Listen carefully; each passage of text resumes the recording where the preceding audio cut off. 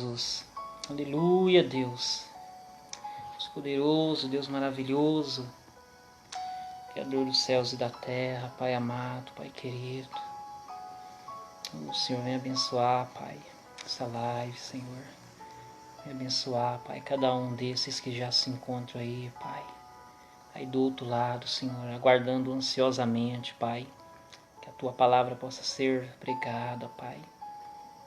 Que a Tua palavra possa ser trazida até os nossos corações, meu Deus.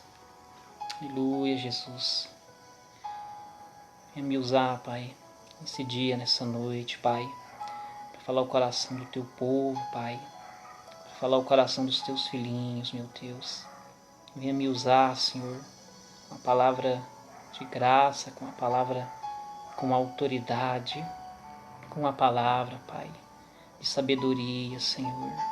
Aleluia, Jesus, aleluia, meu Deus. Precisamos de Ti, Pai, necessitamos do Senhor, meu Deus. Nesse dia, nessa noite, eu quero me despojar, Pai. Quero me esvaziar do meu eu, Senhor. Quero me encher da Tua presença, Pai, para que o Senhor possa falar ao meu coração, Senhor, para que eu possa transmitir, Senhor, aos Teus filhos, Pai, aquilo que há de ser apregoado, Pai, essa noite abençoada, meu Deus. Aleluia, Jesus, aleluia, meu Deus. Saúdo você com a paz do Senhor Jesus, você que está aí do outro lado, assistindo esta live, essa transmissão ao vivo, que Deus ele possa falar contigo através deste humilde instrumento que sou eu, através deste pequeno vaso, que o Senhor possa me usar para estar fortalecendo a tua fé, a tua esperança, para que o Senhor possa estar te alimentando, não através da minha palavra, né? Mas através da palavra do Senhor, tanto para você como para mim, né? Porque assim como você que está aí do outro lado, né, necessita da palavra de Deus, eu também necessito da palavra de Deus. Só que eu costumo dizer que as minhas palavras elas não podem alimentar nem a mim mesmo, e quanto mais você que está aí do outro lado, né? Mas a palavra que Deus ele coloca na minha boca, nos meus lábios, além de alimentar a minha fé, a minha esperança, essa palavra também ela alimenta a tua fé e a tua esperança. Por isso fique atento nessa noite, porque Deus ele vai falar de uma forma tremenda, de uma forma sobrenatural, tanto para mim que estou aqui, como para você que está aí. E a palavra que Deus colocar ao meu coração, essa palavra ela se encontra aqui na primeira epístola do apóstolo João, aqui no capítulo 2, no versículo 1. Primeira epístola de João, capítulo 2, versículo 1. Mas o que é uma epístola, né? A tradução da palavra epístola é carta. E o apóstolo João, apóstolo de Jesus, ele havia escrito, né, 3 epístolas, 3 cartas para os crentes daquela época, da igreja primitiva. E essas cartas elas traziam ensinamentos, essas cartas elas traziam direcionamentos para os crentes daquela época. E eu, humildemente falando, eu me considero, sabe, como um carteiro do Senhor. Por quê? Porque toda a palavra de Deus, ela trata-se de uma grande carta que foi inspirada da parte de Deus para cada um de nós.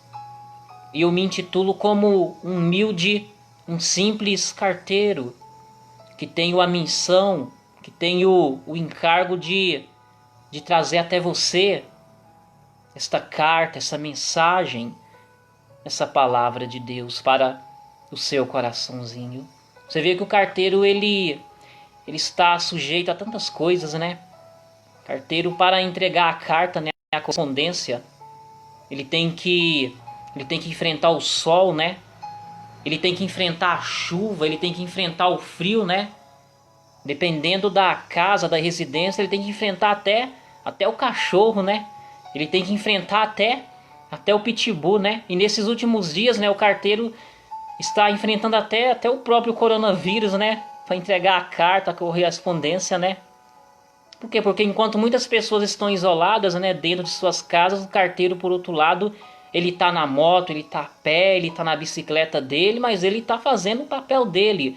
E eu, como um humilde carteiro do Senhor, eu também estou fazendo o meu papel aqui, que é entregar a carta do nosso Deus ao seu coração. E olha que eu tenho enfrentado tantas coisas, meu querido, minha querida que está aí do outro lado.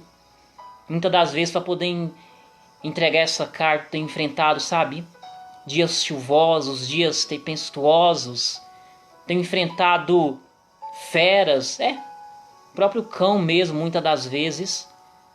Só que como eu procuro não ser covarde, procuro não me intimidar com essas coisas, por outro lado, Deus ele tem dado graça, ele tem dado força, ele tem dado coragem, sabedoria e estratégia, e por isso eu continuo sendo um humilde carteiro do Senhor, que estou com o coraçãozinho queimando nessa noite para trazer uma palavra que com certeza vai falar até o mais profundo do teu coração. Primeira Epístola de João, capítulo 2, a partir do versículo 1. Olha só o que João havia escrito para os crentes da igreja primitiva na época. Filhinhos meus, estas coisas vos escrevo para que não pequeis, né? Quer dizer, quais que são essas coisas, né? Que o apóstolo ele havia escrito. Essas coisas na verdade são, como eu já havia dito anteriormente, essas coisas são ensinamentos, sabe? Ensinamentos no intuito, no sentido para fazer com que eu e você venhamos evitar o pecado. É por isso que ele escreve: filhinhos meus, estas coisas vos escrevo para que não pequeis. Por quê? Porque o pecado ele entristece o coração do nosso Deus, né? O pecado ele distancia, né, as pessoas da presença de Deus. O pecado ele gera fraqueza, ele gera a morte espiritualmente falando. E muitas das vezes também a morte física, né? Ou seja, não existe nenhum benefício bom, não existe nenhum lado bom do pecado. Por isso que ele escreve essas coisas para que não pequemos, para que não venhamos pecar. Mas ele prossegue dizendo: se todavia alguém pecar, temos advogado junto ao Pai, Jesus Cristo, o justo. E é aqui que eu queria chegar, né? Inclusive é o título, né, dessa mensagem que Deus colocar no meu coração, né? Jesus, ele é o nosso advogado, é o meu advogado, é o teu advogado. Mas primeiro, para nós entendermos, né, o sentido do que o apóstolo ele queria transmitir para mim e para você, primeiro temos que entender o significado da palavra advogado, né? O que é um advogado? Bem, o advogado ele advoga as nossas causas, né? O advogado ele toma para si, né, as nossas causas, os problemas, né? E ele advoga, ele defende, né? Muitas das vezes dá acusação daqueles que querem acusar, né? Você pode ver que quando uma pessoa ela tem uma causa na justiça, né? Ela geralmente vai contratar o quê? Ela vai contratar o advogado, né? E aquele advogado, dentro da lei, ele vai trabalhar, né, para fazer com que aquela causa venha ser ganha. Quando a pessoa ela tem uma pendência na justiça, né, ela contrata o advogado para quê? Para que o advogado venha trabalhar para que aquela pessoa venha ser inocentada diante da justiça.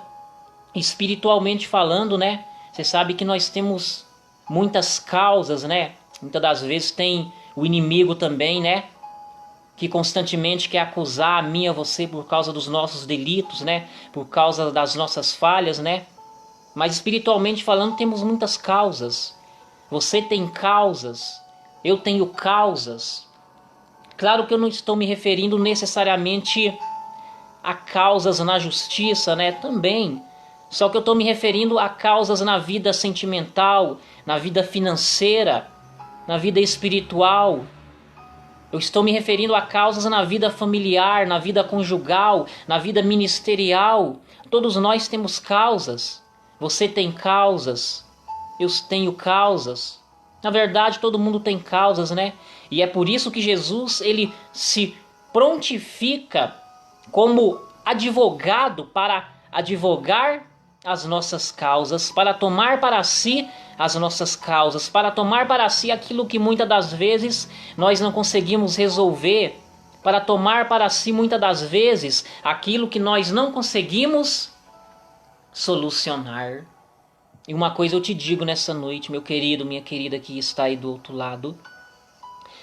Jesus, ele é aquele advogado, né, que ele jamais perdeu alguma causa.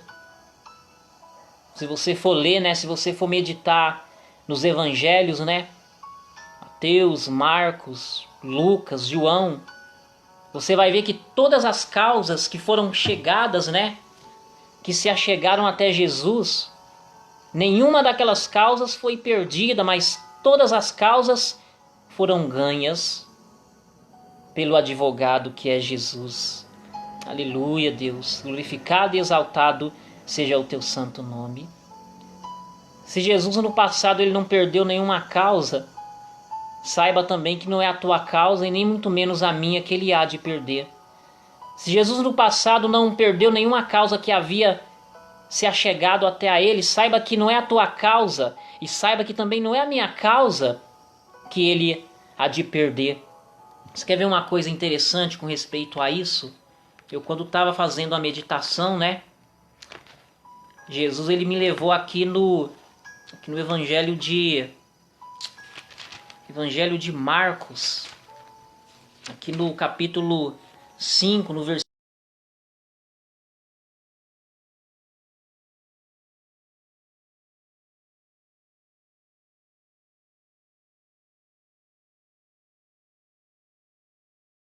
havia chegado desesperado até Jesus, né? Levando uma causa para Jesus. E aqui no Evangelho de Marcos, no capítulo 5, a partir do versículo 35, né? A palavra fala que esse pai de família, né? Ele tinha uma filha, né? E esse pai de família, ele chamava-se Jairo. E a filhinha dele estava quase que indo a óbito, quase morrendo. A palavra fala que Jairo ele chega desesperado, ele se prostra aos pés do advogado Jesus e ele implora para que Jesus viesse acompanhá-lo até a sua casa.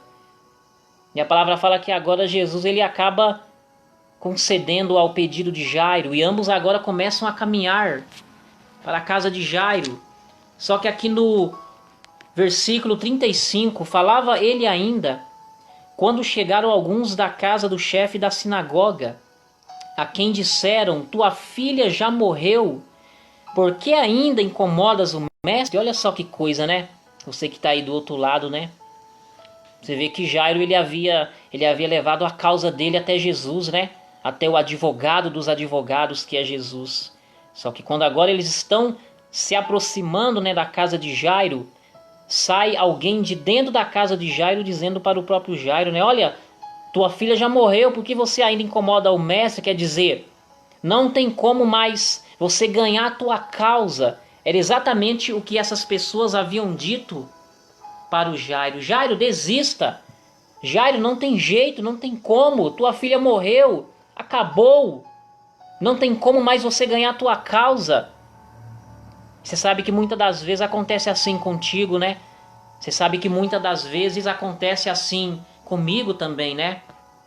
Porque sempre vai ter pessoas, né, que por não acreditarem, né, que a minha ou que a tua causa ainda possa ser ganha, elas sempre vão tentar nos desanimar, né?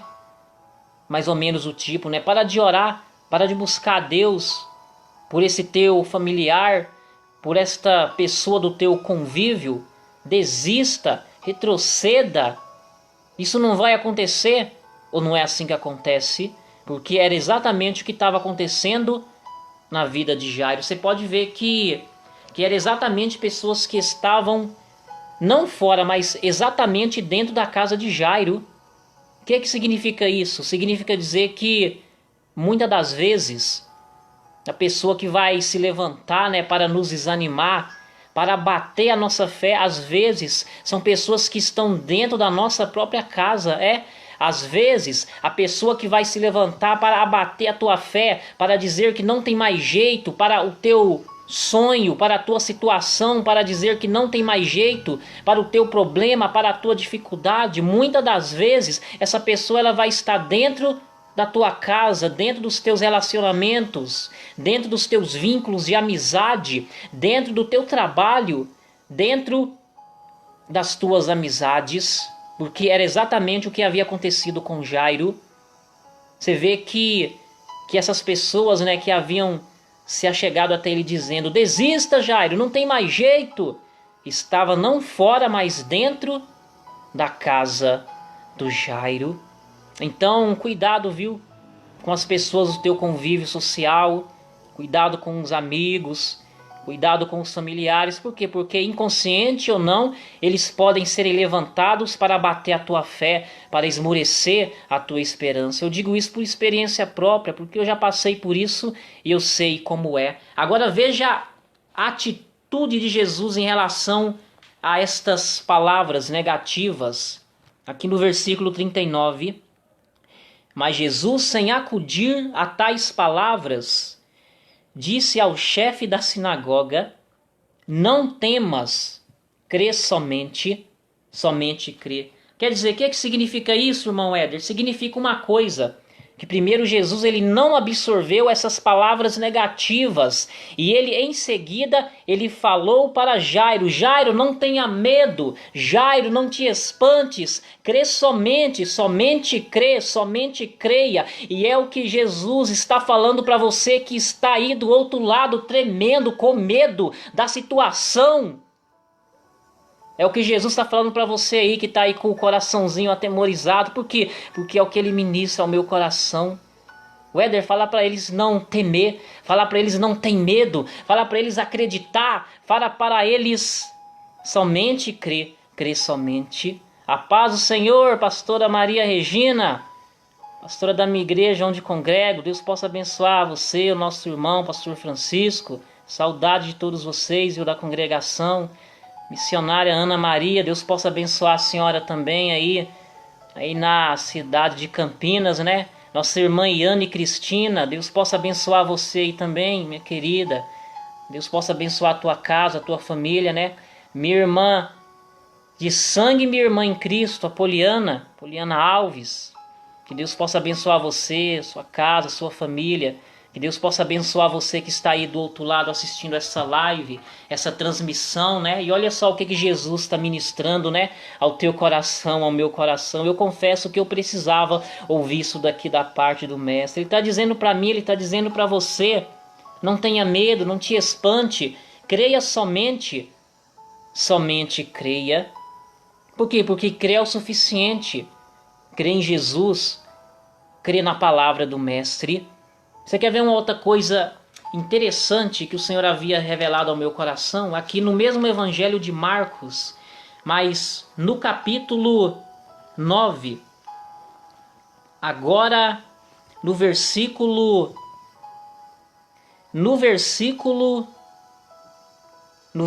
21. Evangelho de Marcos, capítulo 9, versículo 21. Você vê que havia chegado até Jesus, né? Agora era um pai desesperado. Esse pai ele estava tão desesperado porque o filho dele estava possesso com espíritos malignos. E a palavra fala que esse pai ele se desesperou ao ponto, né, que ele levou primeiro o filho dele, né, para os discípulos. Só que a palavra fala que os discípulos não puderam expulsar aquela legião, aqueles demônios. E agora, quando Jesus ele passa a saber da situação, ele chama aquele jovem possesso até a sua presença. A palavra fala que o pai, né, na certa, ele leva o jovem possesso até a presença de Jesus. E veja só o que o pai ele desesperado, ele aflito, ele fala para Jesus agora, no versículo 21. Perguntou Jesus ao pai do menino: há quanto tempo isto lhe sucede? Desde a infância, respondeu o pai do menino, e muitas vezes o tem lançado no fogo e na água para o matar. Mas se tu podes alguma coisa, tem compaixão de nós e ajuda-nos. Olha que coisa tremenda, meus queridos, minhas queridas que estão aí do outro lado. Você vê que esse pai ele estava no limite, né? Por quê? Porque, como dito anteriormente, ele havia levado esse filho dele possesso de espírito maligno até os discípulos. Só que os discípulos não puderam solucionar, na verdade, os discípulos não puderam ganhar essa causa.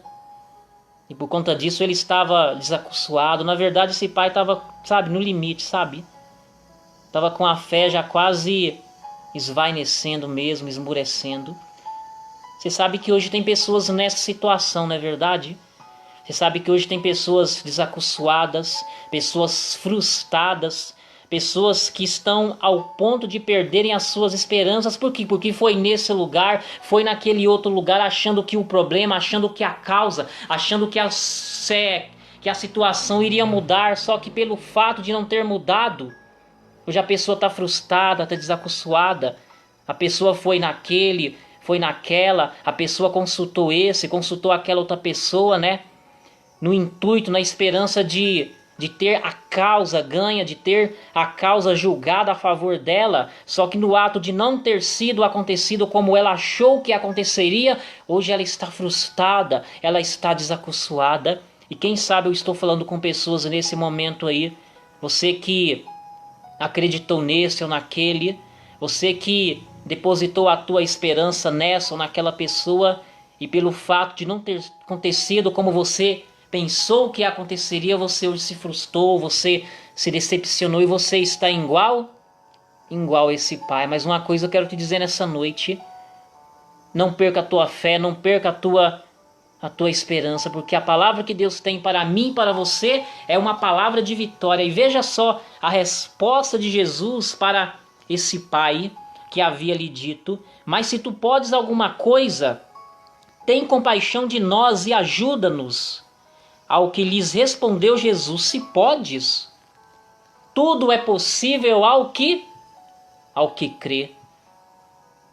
Tudo é possível ao que crê, ao que acredita. Essa foi a resposta de Jesus para esse pai que até então estava aflito, desesperado. E essa é a resposta de Jesus para mim e para você nessa noite. Jesus está dizendo: tudo é possível ao que crê. Quer dizer, a cura da tua enfermidade é possível se você crê. A porta aberta na tua vida financeira é possível se você crê. O teu familiar convertido na igreja, na casa de Deus, é possível se você crê. Tudo é possível ao que crê. Você crê na palavra de Deus? Você crê nos ensinamentos de Deus? Por quê? Porque tudo é possível a quem? A que crê. E você vê que Jesus ele espera exatamente isso de mim e isso de você. Você vê que o advogado, ele quando ele pega uma causa na justiça, né?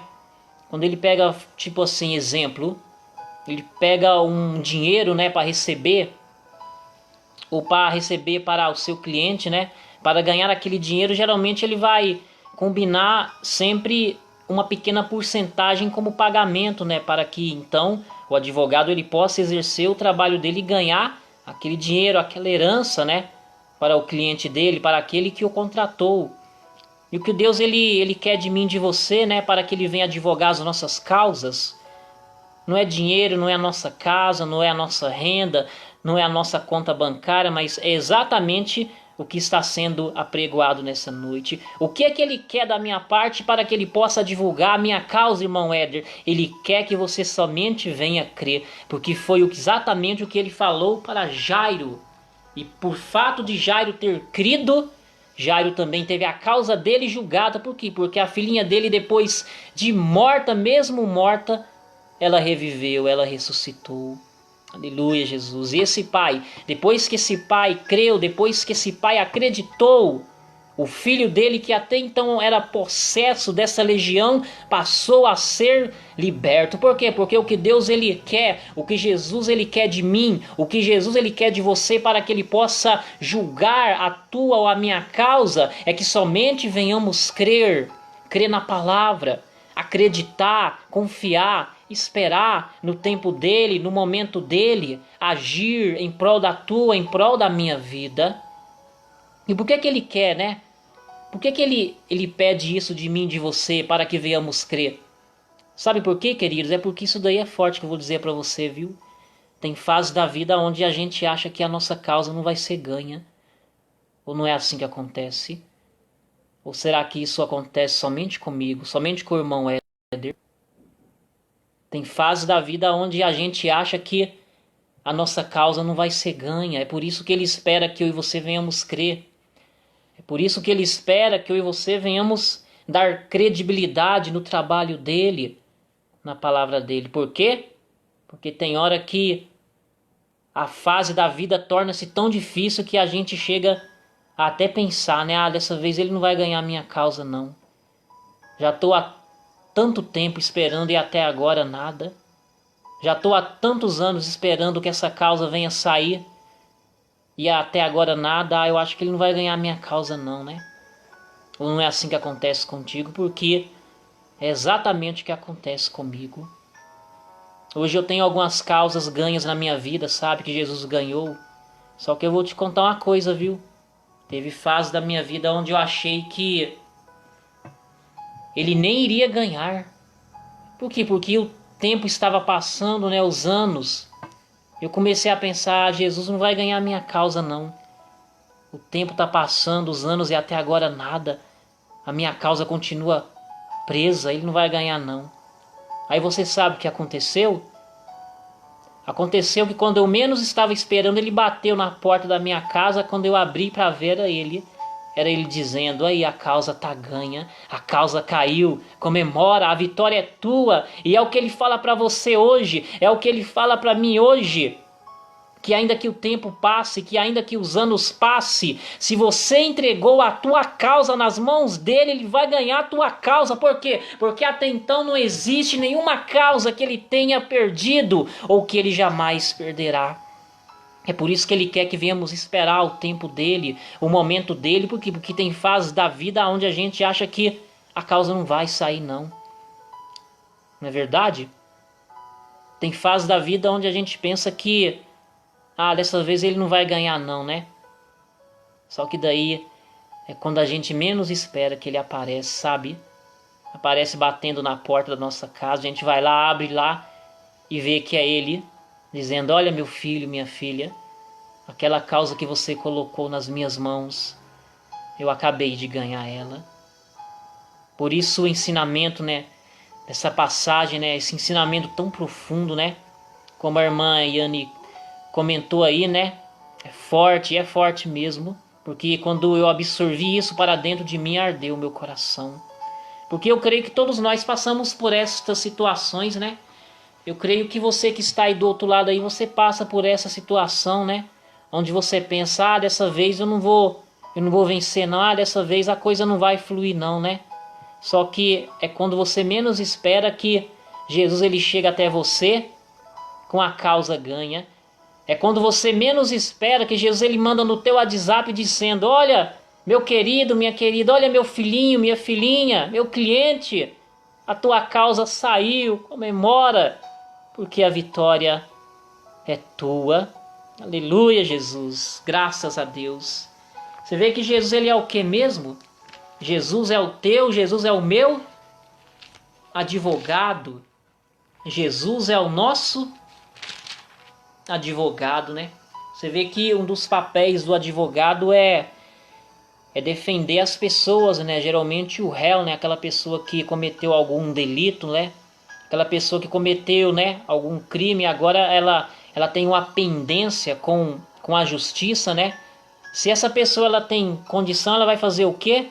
Ela vai contratar um advogado para que esse advogado venha protegê-la, para que esse advogado venha trabalhar em prol dessa pessoa para que ela venha a ser perdoada, justificada, absorvida das culpas, não é verdade? Agora você sabe que eu e você temos falhas, temos erros, né?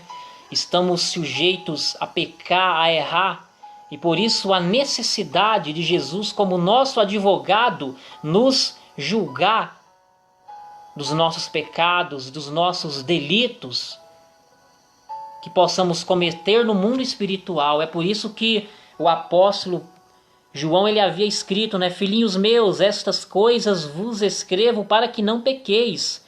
Se todavia alguém pecar, temos advogado junto ao Pai, Jesus Cristo, o justo. Quer dizer, ainda que você peque, né? Ainda que você venha falhar, venha errar, isso não é motivo para você se desesperar. Isso não é motivo para você querer abandonar, sabe, os caminhos de Deus para sair da presença do Senhor. Não, não é motivo não. Por quê? Porque você tem um advogado junto ao Pai que te protege, que te absorve diante das acusações do inimigo das nossas almas. E olha só que coisa interessante, né? Se todavia alguém pecar, temos advogado junto ao Pai, Jesus Cristo, o justo. Que coisa, né, meu querido, minha querida? Jesus, ele é o nosso advogado, que advoga as nossas causas. Olha o versículo 2, né? E ele é a propiciação pelos nossos pecados, e não somente pelos nossos próprios, mas ainda pelos do mundo inteiro. Eu não sei se você sabe, mas Jesus, né? Jesus, ele foi entregue como propiciação, né? E o que é o significado da palavra propiciação? Propiciação é tipo um presente, sabe? Uma oferenda que é feita para aplacar a ira de um Deus.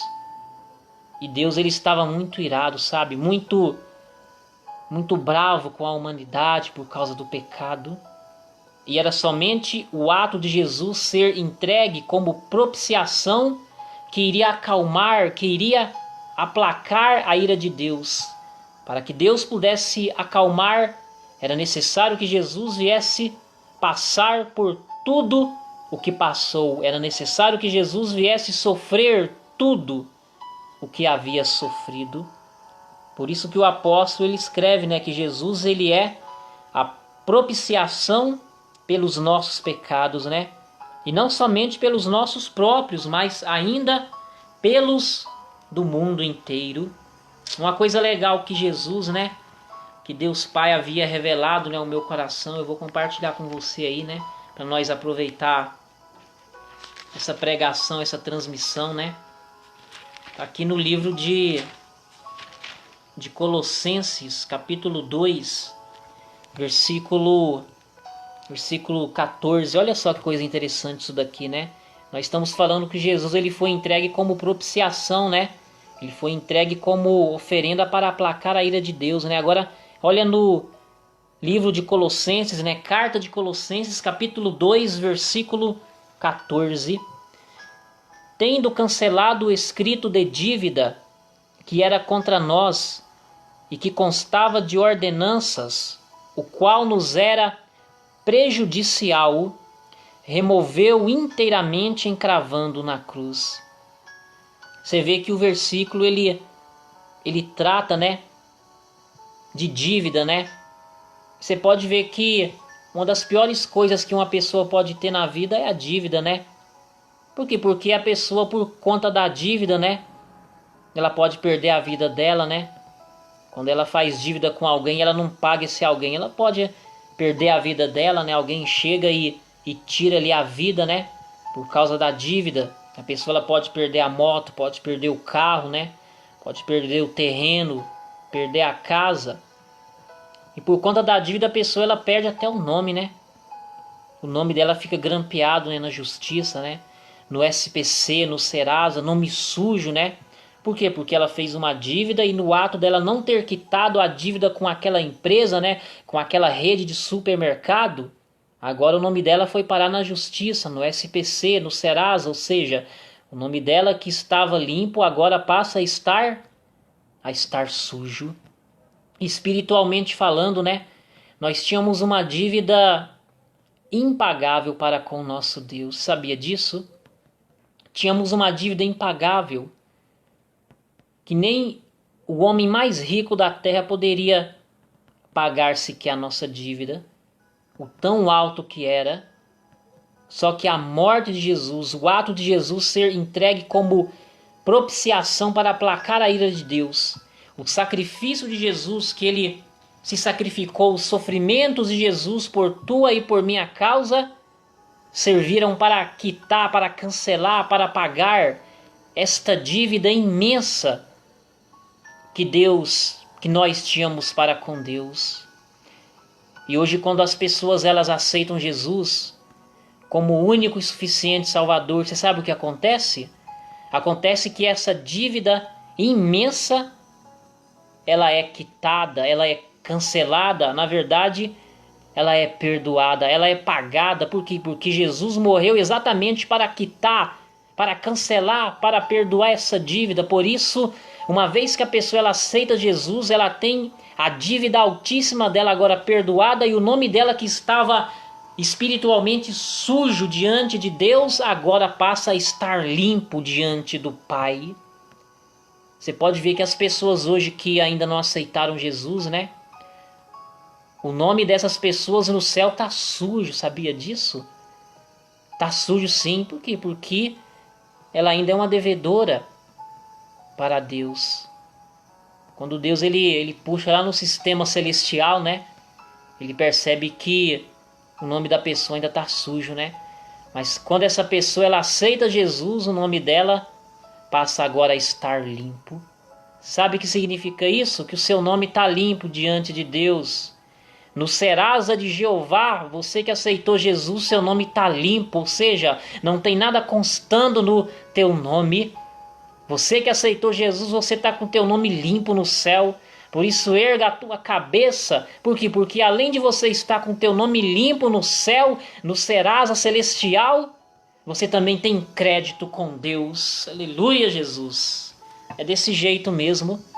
Você além de estar com o teu nome limpo no céu, porque você aceitou que Jesus viesse pagar a tua dívida no teu lugar, você também tem crédito com Deus. Você tem direitos com Deus, porque o teu nome está limpo. Hoje você entra na presença de Deus, né? Hoje você ora e Deus ele ouve, ele atende a tua oração. Hoje você tem a fé, você tem a esperança ao seu favor. Por quê? Porque você está limpo diante do Pai. Hoje você tem acesso à presença de Deus. Hoje você tem o direito de salvação. Hoje você tem o direito de ter uma vida abençoada. Por quê? Porque o teu nome está limpo no sistema de Deus. Deus ele puxa lá e ele vê lá o seu nome limpinho lá. Por isso não aceita os problemas, as dificuldades. Não aceita isso ou aquilo de ruim que possa se acometer na tua vida. Bata o teu pé e não aceita, porque você tem crédito com Deus para rejeitar tudo aquilo de ruim que possa se achegar até a porta da tua casa, que possa se achegar até a tua família. Vamos voltar na mensagem aqui. Aleluia, Deus. Vai falando aos nossos corações, Pai. Ora, se sabemos que temos conhecido por isto, se guardamos os seus mandamentos, aquele que diz eu conheço e não guardo os seus mandamentos, é mentiroso e nele não está a verdade. Você vê que a pessoa que ela conhece Jesus, né, que ela conhece a Deus, ela tem que guardar, ou seja, ela tem que praticar os mandamentos, né? O que significa isso? Significa dizer que se ela não pratica a palavra de Deus é porque na verdade ela não conhece a Deus. Agora, se por outro lado ela pratica os mandamentos, se por outro lado ela pratica a palavra de Deus é porque ela conhece a quem? ela conhece a Deus. Aleluia, Jesus. Agora, quais que são os mandamentos, né? Na verdade, são 10, né? Muitos ensinamentos de Jesus. Mais uma vez, Jesus falou que esses mandamentos poderiam ser resumidos por intermédio de 2 mandamentos, né? E qual seria o primeiro mandamento, né? Amar a Deus sobre todas as coisas, né? Ou seja, nós temos que amar a Deus sobre todas as coisas, né? Aquele que conhece a Deus, ele ama a Deus sobre todas as coisas. Por que Deus ele pede isso de mim e de você? Por que ele pede para que venhamos amá-lo acima de todas as coisas? Sabe por quê? É porque ele nos ama acima de todas as coisas. Deus ele ama os animais, a natureza, sabe? Deus ele ama as plantas, as árvores, porque são criações feitas por intermédio dele. Só que muito mais do que uma ave, só que muito mais do que uma planta, só que muito mais do que um animal, ele ama a mim e a você. Por isso que ele espera que também venhamos amá-lo acima de todas as coisas, né? Amá-lo acima da nossa família, né? Amá-lo acima do nosso cônjuge, amá-lo acima dos nossos filhos, né? Amá-lo acima dos nossos pais, né? Amá-lo acima de qualquer bem que possamos adquirir nessa terra, né? Uma vez que ele nos ama acima de todas as coisas, ele também espera como mandamento que venhamos amá-lo acima de todas as coisas. Qual que é o segundo mandamento, né? Semelhante a este, amar o meu próximo como a mim mesmo, né? Agora, qual que é esse próximo, né? Esse próximo é tanto aquele que gosta de mim, né? Como também aquele que não gosta de mim. Esse próximo sugerido pelo próprio Senhor Jesus, né? É tanto aquele que me abençoa como aquele que me amaldiçoa. É tanto aquele que me aplaude, como também aquele que me critica. Esse é o meu próximo. Por isso que eu tenho que amar o meu próximo como a mim mesmo. Ou seja, eu tenho que perdoá-lo, eu tenho que abraçá-lo, eu tenho que amá-lo da mesma forma que eu me amo. Uma vez que eu pratico esses mandamentos, né, eu vou ter facilidade para praticar os demais. E aqui ele prossegue dizendo, né, no versículo 5: aquele, entretanto, que guarda a sua palavra, nele verdadeiramente tem sido aperfeiçoado o amor de Deus, né? Quer dizer, aquele que guarda a palavra, né? Aquele que pratica, né? Nele tem sido aperfeiçoado o amor de Deus. Ou seja, o amor de Deus se aperfeiçoa na vida daquele que procura guardar, na vida daquele que procura guardar a palavra de Deus. E olha só que o apóstolo, ele traz um detalhe aqui que é primordial na palavra, né? Aqui ele não está tratando o amor do pai, da mãe, do filho, do cônjuge, do familiar, do amigo, não. Ele está falando do amor de quem? Do amor de Deus. Por que o amor de Deus? Porque é somente o amor de Deus quem pode transformar a vida de uma pessoa. É somente o amor de Deus quem pode tirar a pessoa da maconha, do crack, da cocaína, da prostituição. É somente o amor de Deus quem pode mudar a vida de alguém. É somente o amor de Deus quem pode curar uma pessoa, quem pode sarar uma pessoa. É somente o amor de Deus quem pode mudar a vida do ser humano. Por mais que o filho ele ame o pai, né? Mesmo assim, o amor que aquele filho sente pelo pai não pode libertar o pai daquela cachaça, né? Daquela bebida alcoólica, daquele tabaco. Por mais que a mãe ela ame o filho, né? A filha. E olha que mãe ama de verdade, hein? Só que mesmo assim acaba sendo insuficiente. Por mais que a mãe ela ame a filha, né?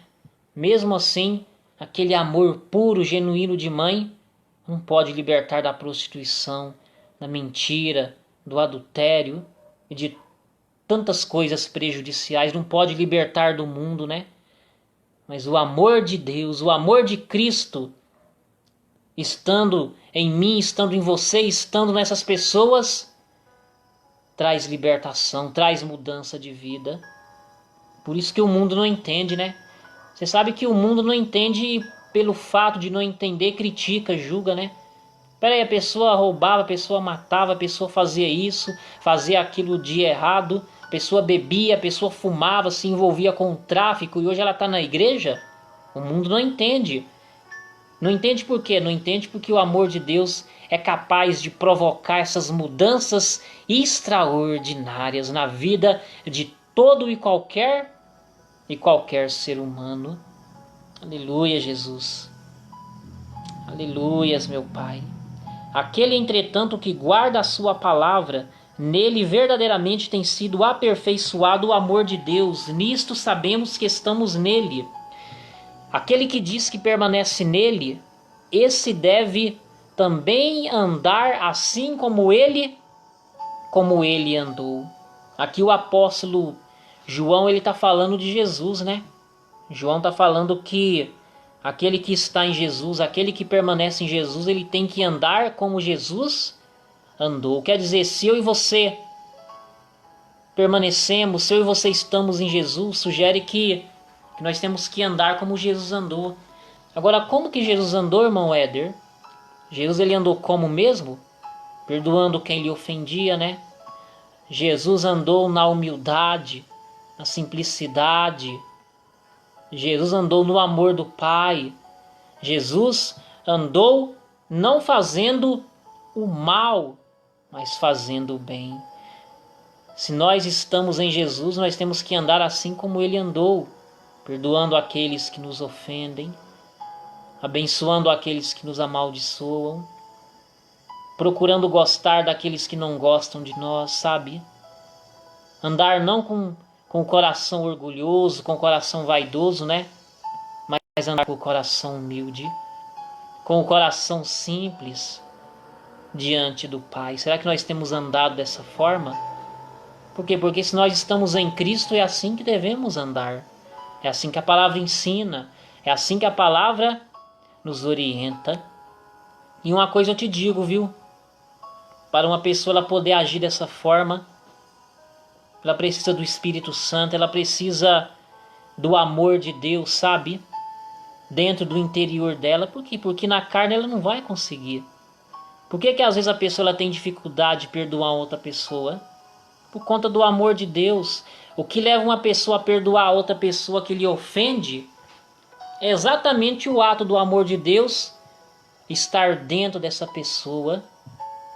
Por quê? Porque na carne a pessoa não vai conseguir perdoar de forma alguma. Eu estando na carne não consigo perdoar aquele que me ofende. Eu estando na carne não consigo gostar daquele que não gosta de mim. Eu estando na carne não consigo abençoar aquele que me amaldiçoa. Agora, uma vez que o amor de Deus, uma vez que o Espírito Santo está dentro de mim, aí eu vou conseguir, exatamente por causa desse amor pelo qual eu sou envolvido. Por isso, se você tem dificuldade de perdoar alguém, ou se você conhece alguém que tenha dificuldade de perdoar alguém, o que essa pessoa precisa é o quê? É que ela deixa ser envolvida com o poder do Espírito Santo, com que ela permita ser envolvida com o amor de Deus. Por quê? Porque na força do braço, na carnalidade, ninguém vai conseguir amar ninguém da forma que Deus Pai espera. Então essa é a mensagem de Deus para mim e para você, né? Eu creio que Deus, ele falou de uma forma tremenda, poderosa, né? Porque ele falou ao meu coração e eu precisava ouvir o que eu ouvi aqui nessa noite. Eu só tenho que agradecer a Deus, agradecer você que esteve aí do outro lado aí, né? Tendo essa paciência de estar com o irmão Éder aqui, com a presença de Deus, né? E ouvindo, se alimentando da palavra de Deus. Então nunca se esqueça disso, né? Jesus, ele é o teu advogado que advoga as tuas causas. E por mais que esteja demorando, né? Determinadas causas de serem solucionadas, julgadas, saiba que mais cedo ou mais tarde ele vai chegar na porta da tua casa aí batendo e te informando que aquela causa saiu. Por isso não desista, não retroceda, não abaixe a tua cabeça, porque o Deus que eu estou apregoando nessa noite, ele é tanto contigo como eu creio que ele é comigo. Que Deus abençoe você, que Deus abençoe esse final de semana. e que brevemente estaremos juntos aqui, mais uma vez, ouvindo a palavra do nosso Deus. Que a paz de Cristo reine sobre a tua casa. E se você puder, você que está aí assistindo aí, se puder compartilhar esse vídeo aí no teu Facebook aí, para que você possa ser como um carteiro de Deus, né? Assim como eu aqui, levando a palavra para aqueles que precisam.